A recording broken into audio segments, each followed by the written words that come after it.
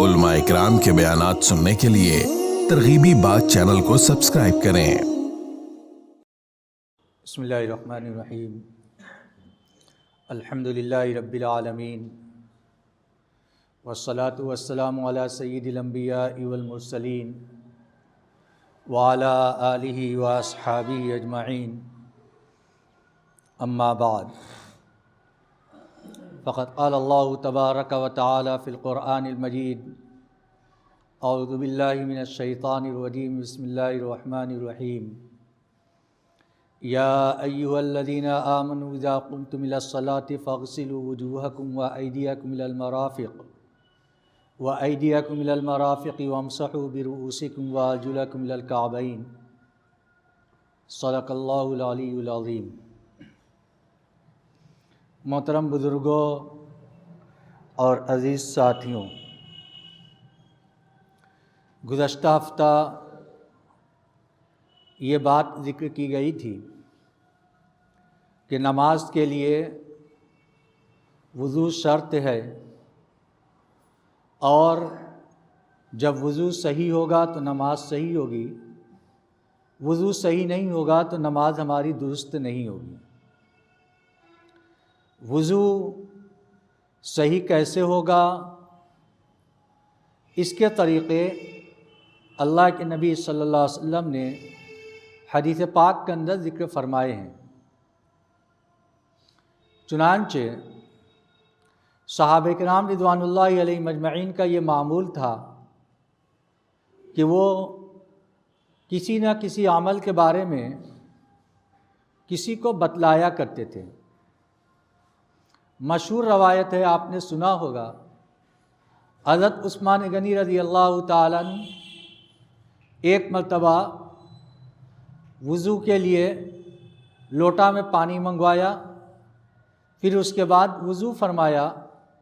وضو کرنے کے بعد سامنے والے کو یہ بتلایا: ہاکذا کان وضوء رسول اللہ صلی اللہ علیہ وسلم، رسول اللہ صلی اللہ علیہ وسلم کا وضو اس طریقے سے ہوا کرتا تھا۔ تو اس کا اہتمام کتنا تھا، آج وضو کا اہتمام ہماری زندگیوں سے نکل رہا ہے۔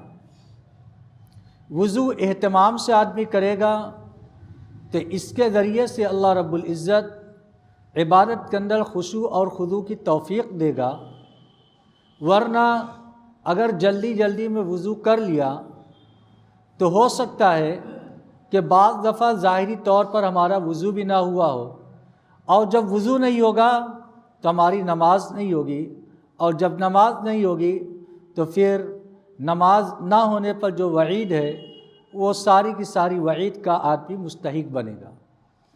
اس لیے وضو کا بہت اہتمام کرنا چاہیے۔ اللہ کے نبی صلی اللہ علیہ وسلم کامل وضو کو اللہ رب العزت سے مانگا کرتے تھے، دعا کے اندر اس کا اہتمام فرماتے تھے۔ آج ہم وضو کو وہ اہمیت نہیں دیتے۔ عام طور سے صحابہ کرام رضوان اللہ علیہ مجمعین باوضو رہتے تھے۔ وضو کی بھی ایک فضیلت ہے کہ عام طور سے باوضو رہتے تھے، یعنی جب کسی ضرورت سے وضو ٹوٹا تو اس کے بعد وضو کر لیا کرتے تھے۔ یہ عام معمول تھا، اور یہ عمل اللہ رب العزت کو کتنا پسند تھا۔ آپ نے وہ روایت بھی سنی ہوگی جس کے اندر اللہ کے نبی صلی اللہ علیہ وسلم نے یہ ارشاد فرمایا کہ اے بلال، جب میں جنت کے اندر گیا تو میں نے یہ دیکھا کہ مجھ سے آگے کچھ آواز کھٹکھٹاہٹ کی آ رہی ہے، کھٹ کھٹ کرنے کی۔ جب میں نے دیکھا تو وہ تم تھے۔ آخر وہ تمہارا کون سا ایسا عمل ہے جس کی بنیاد پر اللہ رب العزت نے تم کو یہ مرتبہ عطا فرمایا ہے؟ حضرت بلال رضی اللہ تعالیٰ نے کہا، کوئی خاص عمل تو نہیں ہے، لیکن یہ ہے کہ میں دن رات میں جب بھی وضو ٹوٹ جاتا ہے فوراً وضو کر لیتا ہوں۔ یہ ہمارا عام معمول ہے، اور اس کی بڑی برکات ہے کہ آدمی اگر باوضو رہے گا تو اس کے ظاہری برکات جو حاصل ہوں گے وہ ہوں گے۔ اس کے علاوہ جب بھی عبادت کا وقت آئے گا، نماز کا وقت آئے گا، آدمی فوراً نماز کی جانب متوجہ ہوگا، کیونکہ اس کا وضو ہوگا، وضو کی وجہ سے آدمی کا کھٹک رہے گا کہ نماز کا وقت ہوا یا نہیں، فوراً ہوگا تو نماز کی جانب وہ متوجہ ہوگا۔ علماء کرام نے کتابوں کے اندر لکھا ہے کہ جب آدمی باوضو اپنی دکان کے اوپر رہتا ہے، کاروبار کے اندر لگا رہتا ہے، تو اللہ رب العزت اس وضو کی برکت سے اس کے کاروبار کے اندر برکت عطا فرماتے ہیں۔ آج ان چیزوں کا اہتمام ہماری اپنی زندگیوں سے نکل رہا ہے، اس لیے وضو کی اہمیت کو جانیں، اس کی فضیلت کو جانیں کہ اللہ کے نبی صلی اللہ علیہ وسلم نے ارشاد فرمایا قیامت کے دن وضو کرنے والے کے اعضاء چمکدار ہوں گے، روشن ہوں گے، جن کے ذریعے سے اللہ کے نبی صلی اللہ علیہ وسلم اپنی امتیوں کو پہچانیں گے۔ اس لیے اس وضو کو صحیح طریقے سے کرنا ہمارے لیے انتہائی ضروری ہے۔ وضو کے اندر کچھ چیزیں فرائض کی حیثیت رکھتی ہیں اور کچھ چیزیں سنت ہے۔ جو فرض ہے اس کے بغیر تو وضو ہوگا ہی نہیں۔ چنانچہ وضو کے اندر 4 فرائض ہیں جن کو اللہ رب العزت نے قرآن پاک کی آیت کے اندر ارشاد فرمایا ہے، یا ایھا الذین آمنوا اذا قمتم الی الصلاۃ فاغسلوا وجوہکم وایدیکم الی المرافق وامسحوا برؤوسکم وارجلکم الی الکعبین، کہ اے لوگو جب تم نماز کا ارادہ کرو اور نماز کے لیے کھڑے ہو تو اس سے پہلے اپنے چہرے کو دھل لو اور اپنے ہاتھوں کو کہنیوں سمیت دھل لو اور اپنے سر کا مسح کرو اور اپنے پیروں کو ٹخنوں سمیت دھلو۔ یہ 4 چیزیں وضو کے اندر فرض ہیں۔ ایک مرتبہ چہرے کا دھلنا، ایک مرتبہ ہاتھ کا دھلنا اور ایک مرتبہ چوتھائی سر کا مسح کرنا، یہ فرض ہے۔ اسی طریقے سے ایک مرتبہ ٹخنوں کا دھلنا یہ فرض ہے۔ اس کے علاوہ دوسری چیزیں وہ سنت ہیں۔ سنت کے ذریعے سے وضو کے اندر کمال پیدا ہوگا، اور سنت کا اہتمام آدمی کرے گا تو اللہ رب العزت اس کے ذریعے سے اس کے عمل کو اچھا بنائیں گے اور اس کا عمل قابل قبول ہوگا۔ اگر کوئی آدمی سنت کو ترک کر دے، چھوڑ دے، تو اگر سنت کو چھوڑنے پر اصرار کرے گا، یعنی بار بار کسی سنت کو چھوڑے گا، کبھی کوئی سنت چھوٹ گئی تو اس کے اوپر تو کوئی مواخذہ نہیں، لیکن اگر بار بار ایک سنت کو چھوڑنے کی عادت ڈال لے تو یہ شخص گنہگار ہوگا، اس پر اس کو گناہ ہوگا۔ اس وجہ سے سنت کا اہتمام ضروری ہے، سنت کو چھوڑنے کی عادت نہیں بنانی چاہیے۔ جب آدمی وضو کرے تو وضو کے لیے سنت طریقہ یہ ہے کہ آدمی مستحب یہ ہے کہ کسی اونچی جگہ کے اوپر بیٹھ کر وضو کرے تاکہ اس کے چھینٹے وغیرہ سے محفوظ ہو۔ قبلہ رو ہو جائے تو یہ بہت بہتر ہے، لیکن جب وضو کرے تو سب سے پہلے نیت اور ارادہ، یہ سنت ہے کہ ایک آدمی باہر سے آیا، گاڑی چلا کر آیا یا ویسے ہی باہر سے آیا، ڈوٹی کے پاس گیا، ہاتھ دھلا، چہرہ دھلا، تھوڑا ہاتھ تر کر کے سر کے اوپر پھیر بھی لیا، پھر اس کے بعد آرام کرنے لگا، تو یہ صرف دھلنا ہوا، یہ وضو نہیں ہوا۔ وضو کے لیے نیت، یعنی جب تک آدمی، عام طور سے ایسا ہوتا ہے کہ آدمی گرمی کے اندر باہر جاتا ہے، بہت تھک جاتا ہے، جب باہر سے اندر آتا ہے تو اپنے ہاتھ پاؤں کو دھل لیتا ہے، ہاتھ بھی دھلا، چہرہ بھی دھلا، سر کے اوپر ہاتھ بھی پھیر لیا، پاؤں کو بھی دھل لیا، لیکن اس کی کوئی نیت نہیں ہے۔ تو نیت نہ ہونے کی وجہ سے جو وضو کا اجر اور ثواب ہونا چاہیے اس کو وہ وضو کا اجر اور ثواب نہیں ملے گا۔ اگر بغیر نیت کے وضو کر لے گا تو اس کا وضو تو ہو جائے گا، اس کے ذریعے سے نماز پڑھے گا تو نماز تو ہو جائے گی، لیکن اس وضو کے اوپر جو اجر اور ثواب ملے گا وہ اجر اور ثواب نہیں ملے گا، کیونکہ اس نے اس کے ذریعے سے نیت نہیں کی ہے۔ آدمی نیت کرے کہ اس وضو کے ذریعے سے جتنی عبادات ہوتی ہیں ہم اس کو اس وضو کے ذریعے سے ادا کریں گے۔ دل کے اندر نیت، ارادہ دل کے عمل کا نام ہے، دل کے اندر نیت اور ارادہ کر لے، اسی کو نیت اور ارادہ کہتے ہیں۔ جب آدمی دل کے اندر نیت اور ارادہ کر لے، زبان سے بھی اگر کہہ لے تو یہ اچھا ہے، ورنہ دل سے نیت اور ارادہ کرنا یہ اصل ہے۔ اسی طریقے سے جب آدمی وضو کرے تو سنت یہ ہے کہ وضو جب شروع کرے تو بسم اللہ پڑھ لے۔ بسم اللہ کوئی نہ آتا ہو، جو بسم اللہ آتا ہو، بسم اللہ الرحمن الرحیم، اگر یہ عام طور سے ایک مومن کا یہ شعار ہوتا ہے کہ جب بھی کوئی کام شروع کرے تو وہ بسم اللہ سے شروع کرے۔ اللہ کے نبی صلی اللہ علیہ وسلم نے اس کی تعلیم دی ہے اور اس کی تلقین ارشاد فرمائی ہے۔ لیکن بہت سے عمل کے وقت بسم اللہ الگ الگ ہے۔ جیسے کوئی آدمی کھانا شروع کرے تو اس وقت بسم اللہ پڑھ کر کھائے، اس وقت بسم اللہ وعلی برکت اللہ، یہ اس وقت کا مسنون عمل ہے۔ لیکن اگر کسی کو یہ نہیں یاد ہے، یہ نہیں آتا، تو کم از کم بسم اللہ تو پڑھ لے، بسم اللہ الرحمن الرحیم یا بسم اللہ۔ اسی طریقے سے وضو کے وقت بسم اللہ العلی العظیم، یہ اس وقت کا بسم اللہ ہے۔ بسم اللہ العلی العظیم وعلی دین الاسلام، یہ اس وقت کا بسم اللہ ہے۔ اگر کسی کو نہیں آتا صرف بسم اللہ کہہ کر وضو کر لے تب بھی ہو جائے گا۔ بسم اللہ العلی العظیم کم از کم اتنا پڑھ کر وضو شروع کرے۔ اب سوچئے جب وضو شروع کرتے وقت آدمی اتنا اہتمام کرے گا کہ پہلے نیت کرے گا، پھر اس کے بعد بسم اللہ پڑھنے کا اہتمام کرے گا، تو یہ اسی وقت ہوگا جب آدمی تھوڑا وقت لے کر وضو کرے گا۔ بہت عجلت کے اندر نماز کھڑی ہوئی ہے، اب ہم وضو کرنے کے لیے جا رہے ہیں، تو اس وقت جلدی جلدی آدمی کچھ عمل کرے گا۔ شاید اس جلدی کی وجہ سے ہمارے اعمال میں سے کوئی عمل ایسا بھی رہے جس کی بنیاد پر ہمارا وضو نہیں ہوگا، اور جب ہمارا وضو نہیں ہوگا تو ہماری نماز نہیں ہوگی، اور اس کا نتیجہ کیا بنا؟ یہ عجلت اور جلد بازی۔ اسی وجہ سے وضو کا اہتمام سکھلایا گیا کہ آدمی بسم اللہ پڑھ کر وضو کو شروع کرے۔ جب بسم اللہ کو پڑھے گا تو اس کو دھیان رہے گا کہ ہم کوئی عمل کر رہے ہیں۔ وضو بھی ایک عبادت ہے، جب عبادت اس کو تصور کرے گا تو اس کو اسی دھیان اور یقین کے ساتھ کرے گا جو اس کے اوپر اجر ملتے ہیں کہ جب آدمی وضو کرتا ہے تو وضو کے پانی کے قطرے جو زمین کے اوپر گرتے ہیں اس کے ساتھ اس کے جسم کے گناہ جھڑتے ہیں۔ یہ کب ہوگا؟ جب آدمی اس کی جانب توجہ کرے گا۔ اس لیے بسم اللہ پڑھے۔ اور وضو کے اندر سنت یہ ہے کہ آدمی 3 مرتبہ اپنے ہاتھوں کو گٹوں تک دھلے۔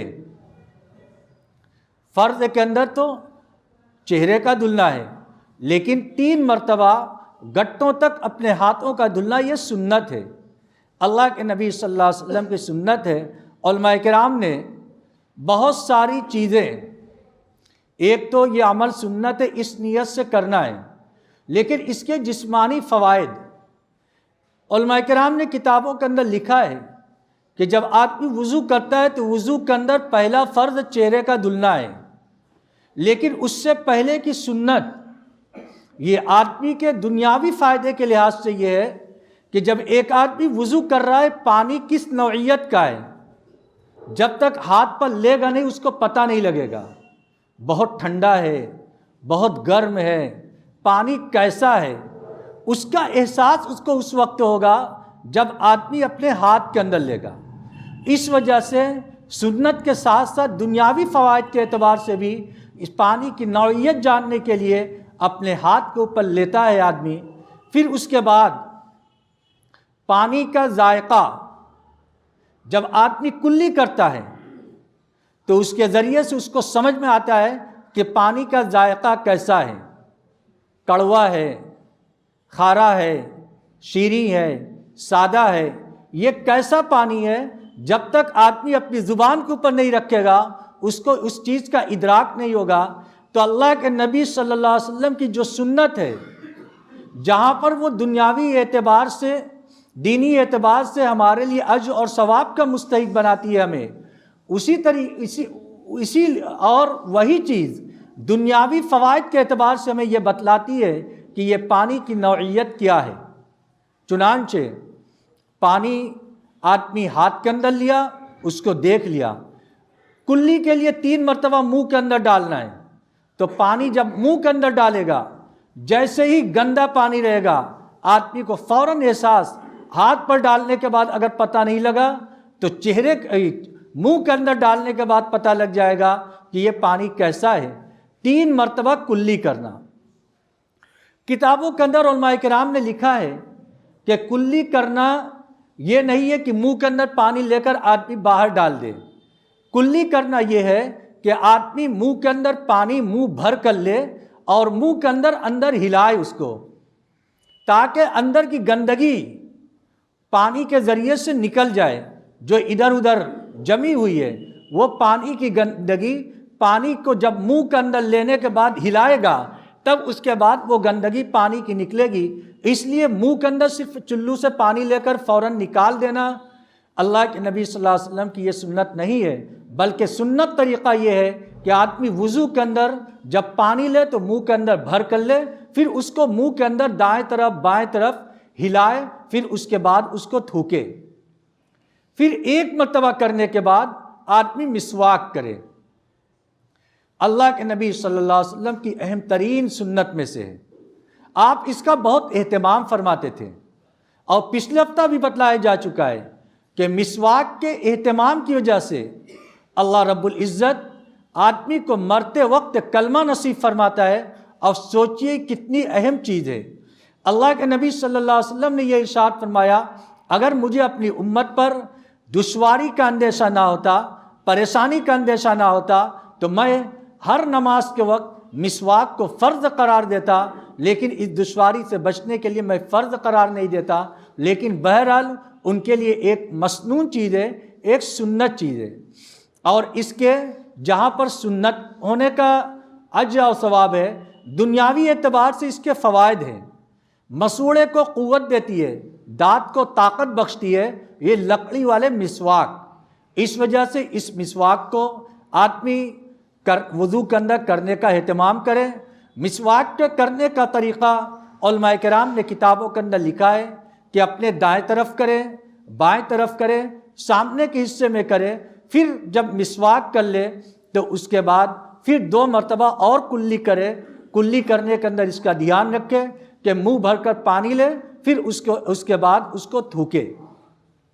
یہ عمل 3 مرتبہ کرنا یہ اللہ کے نبی صلی اللہ علیہ وسلم کی سنت ہے، آپ علیہ الصلوۃ والسلام کا طریقہ ہے۔